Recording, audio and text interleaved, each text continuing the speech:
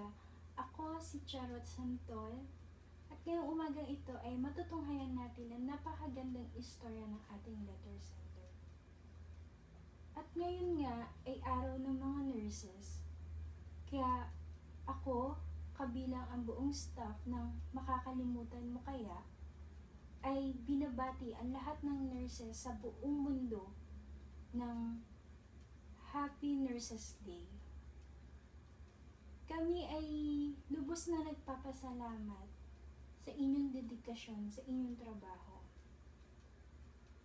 At ngayon nga, matutunghayan natin ang sulat galing sa ating masugid na taga-subaybay.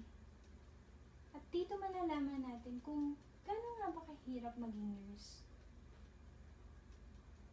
Ano-ano ba yung mga karanasan nilang hindi nila makakalimutan?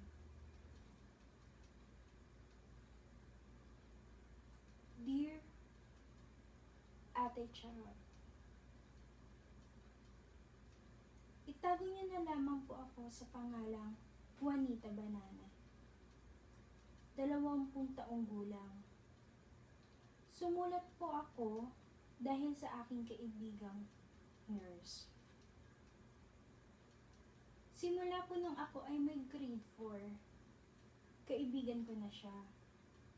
Kung tutuusin po, siya ay napakasungit sa aming lugar. Lahat po ng mga kaibigan ko ay takot sa kanya.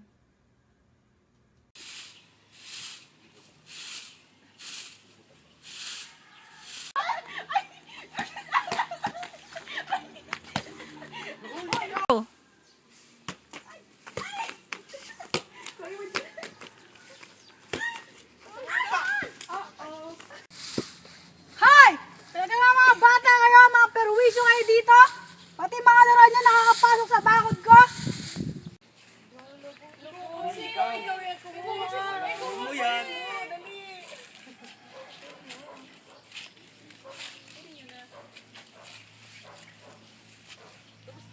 Ikaw na, Jacqueline. Ay, ikaw na. Ako na, duwag niyo. Kayo na pala.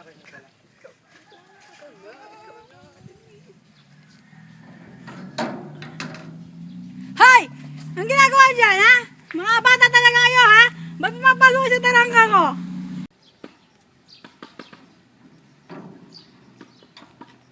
Tao po. Kukunin ko lang po yung bola. Pasensya na po. Naipasok po ng kasama ko.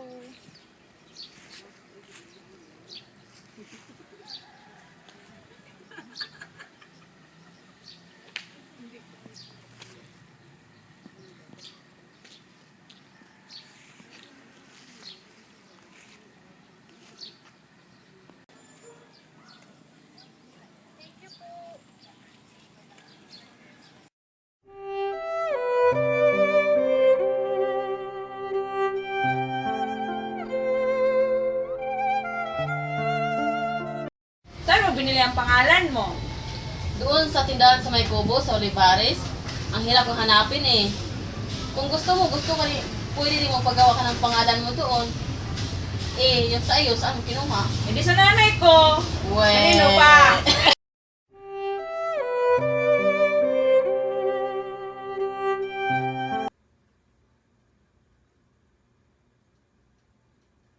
Ate Charot, nakuha ko nga po ang loob ni Nana Minda.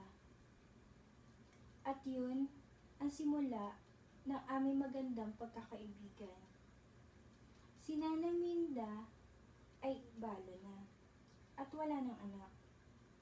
Kaya ako ang naging parang tunay na anak sa kanya. Tutulungan kita malimot. Magandang umaga! Ano maganda sa umaga? Walang maganda sa umaga, hoy! Wala itong mga to? Nanaminda. O ano? Po. O, kawakan Diyos. Magbabait, ha? Opo.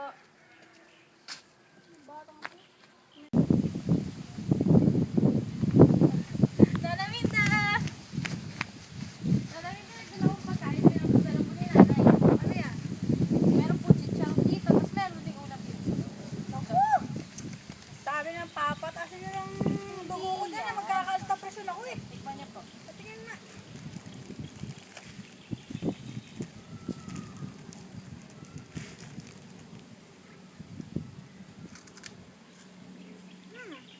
Sarap nga, no? Salamat ha. Sabi mo sa nanay mo, maraming salamat. Sige po. Okay na. Salamat, Ineng. Ano ba? Sabi naman kasi ang lakas mo. Saan ka pupunta? Kina Nana Minda. Kina Nana Minda, anong gagawin mo doon? Papapasok ng libro. Sungit-sungit kaya. Hindi ko yun. Hindi ka natatakot? Kala ko ba pinagalitan ka nun? Hindi yun. Gusto niya sama kayo? Susama ka ba? Ay, hindi na. Ano na doon? Bahala kayo. Sige.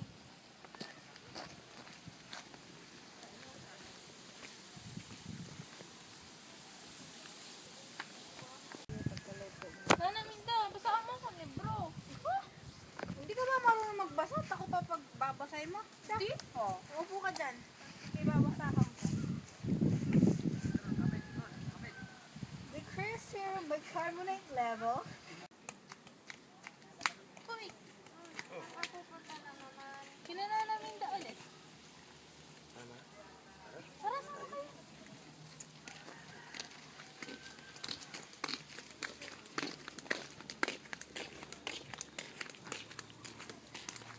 Nana Minda! Nana Minda! Oh, umidala po ako mga kaibigan. Bakit? Kwentuhan mo kami. Sige, pasok. Kayo, mo kayo. Ano bang kwentong gusto yung mapakinggan? Tatanong kami. Ano? Anong trabaho mo dati? Ako kasi, isang nurse ako nung araw.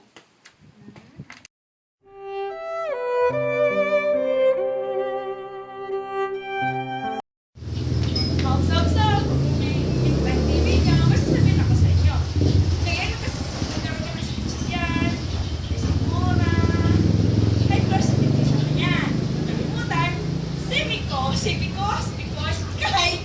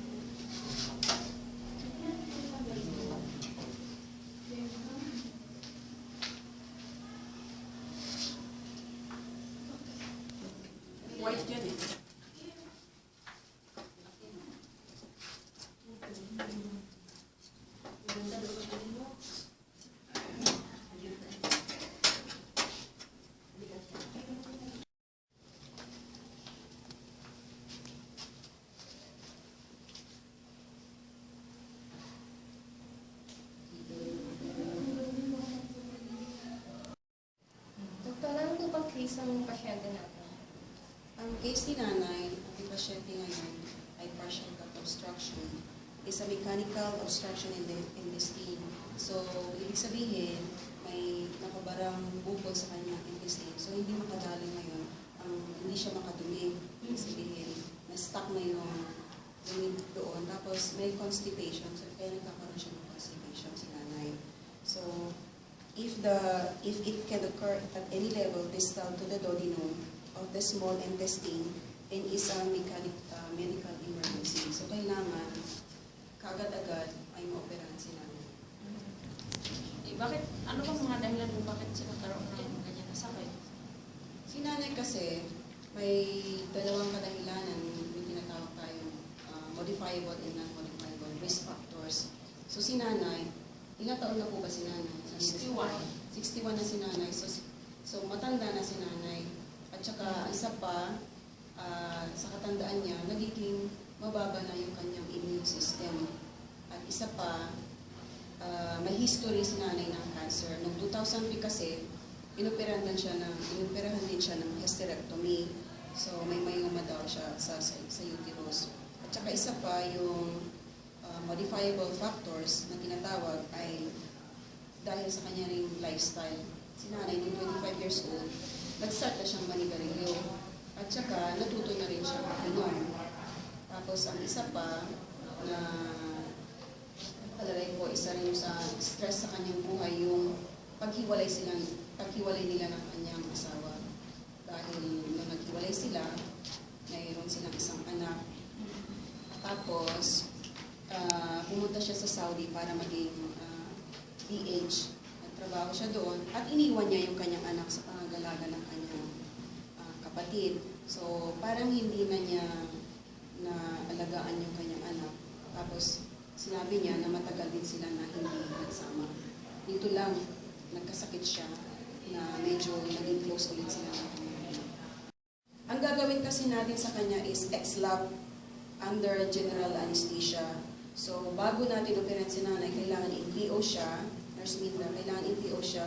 Tapos, kailangan pagkatapos naman ng operasyon, pagawan mo siya ng deep breathing exercises. Tapos, ilagay mo siya kung keep her in comfortable position. Tapos, i-check mo rin Q5, Q15 yung kanyang vital signs. Pagkatapos, i-monitor at saka yung mga meds pala ni nanay. Isa doon yung cefuroxime. Ano ba yung cefuroxime? Antibiotic. Bigyan mo siya ng cefuroxime 750 mg IV Q8. Tapos, metronidazole, ito rin ay isang antibiotic, 500 mg Q8. Itong ranitidine, 50 mg IV Q8, para ito ay hindi ma-irritate yung kanyang mucosal lining kasi sa dami ng gamot na kanyang iniinom. So, kailangan natin yun. Tapos, tramadol din, 50 mg IV. Ito rin yung sa pain reliever kasi masakit yung incision niya. Mararamdaman niya pag wala na yung anesthesia, di ba? Effect ng anesthesia. Sister, ano naman yung calyndorol? Kailangan natin ng calyndorol. Nakikita ko kasi dito sa lab test niya na mababa. Ano ba yung calyndorol? Yung calyndorol po, yung pag-boost ng potassium. Kasi yung pag walang potassium yung isang tao, nagkaroon siya ng weakness ng mga muscles niya. At yung maramdaman niya yung siya, wala siyang lakas. Dahil po sa kulang ng potassium. Kulang din siya sa nutrition dahil alam mo na walang pagkain, tagal na siyang hindi kumain, IV lang yung pumapasok sa kanyang katawan. So, nagiging malnourished na rin si nanay. Umayon. From 140, naging 100 pounds na lang siya ngayon. Na-admit siya dito sa hospital. Kumusta na kayo? Ano pang pakiramdam niyo? Sakit katawan ko. Mamaya, bibigyan kayo ng anesthesia. So, magiging lobby kayo bago operahan. Okay po ba yun? Okay na.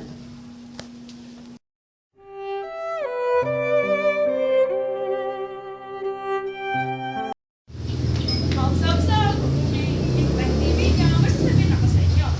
Ngayon kasi nagkaroon kami sa Chichian, Simura, high blood sensitivity sa kanya.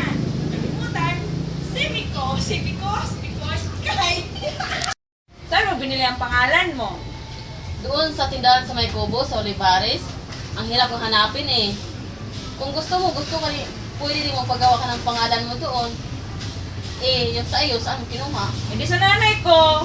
Weh. Kanino pa?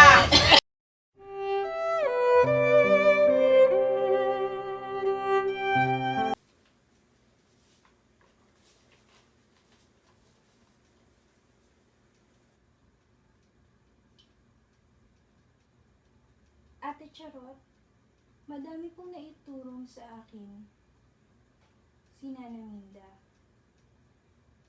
At lahat po ng iyon ay itatago ko sa aking alaala. Na-realize ko po sa aking sarili na masarap pala maglingkod sa kapwa at magandang may alam ka tungkol sa kalusugan upang maiwasan ang mga sakit. Ngayon po, Ate Charot, dahil na rin po sa nakita kong galing at dedikasyon ni Nana Minda, ako ay magtatapos na po ng kolehiyo sa kursong nursing. Yun lang po at maraming salamat po. Nagmamahal, Juanita Banana. Sa buhay, marami tayong makikilala na makakapag-impluwensya ng buhay natin. Akala natin, wala lang. Akala natin, basta nagdaan lang siya sa buhay natin. Pero hindi natin alam, yung palang taong yun, yung magbibigay ng meaning at kulay sa ating buhay. Nawa, sa kwento na panood nyo, ay nakapulutan niya ng aral. Hindi lang kung paano maging isang nurse, kundi pati kung ano-ano yung mga nangyayari sa buhay nila. Yun lamang at magandang araw.